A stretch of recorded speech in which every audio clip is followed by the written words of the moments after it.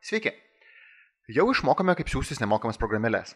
Ir nors didžioji dalis programėlių ir yra nemokamos, tačiau nusprendus sumokėti kelis litus, jums atsivers naujas pasaulis su profesionaliomis aplikacijomis, leidžiančiomis redaguoti Microsoft Office dokumentus, naudotis aukščiausios kokybės navigaciją ir daugybę kitų dalykų.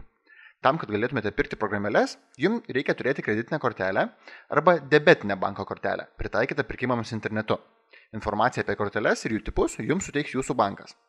Taigi, jei turite tinkamą banko kortelę, rasite pridėjęs Google elektroninį paštą savo telefone, pirkti programėlės galite taip pat paprastai, kaip ir siūsdamėsi nemokamas programėlės. Tai reikia vieną kartą įvesti jūsų kortelės duomenis. Atsidarę Play Store programėlių parduotuvę, susiraskite norimą programėlę. Pavyzdžiui, vos kelis litus kainuojantį populiarų žaidimą Angry Birds Space. Tai padaryti galite naudodamėsi anksčiau esančią pamokėlę apie programėlių siuntimą. Prie Angry Birds Space programėlės pamatysite jos kainą, kuri yra apie 2,60 litų. Programėlių kainos priklauso nuo tos dienos JAV dolerio kurso, todėl sekdami valiutų kursus galite sutaupyti. Paspauskite mygtuko su kaina ir spustelėkite mygtuką tęsti.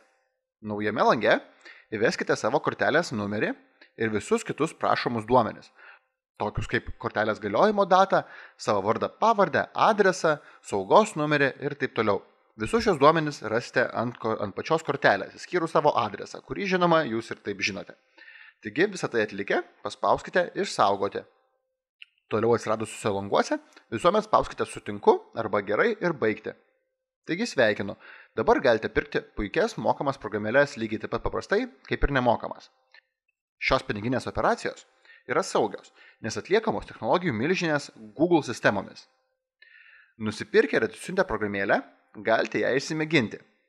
Ir žinokite, kad turite 15 minučių tai padaryti. Jeigu programėlė netitinka jūsų lūkesčių, galite sugrįžti į Google Play parduotuvę ir paspausti mygtuką grąžinti. Paspaudus šį mygtuką, programėlė bus pašalinta iš jūsų telefono, o pinigai sugrąžinti į jūsų sąskaitą. Štai galime pasižiūrėti, kad programėlė iš pradžių buvo mūsų ekrane, o dabar jos nebėra. Taigi, gero programėlių pirkimo.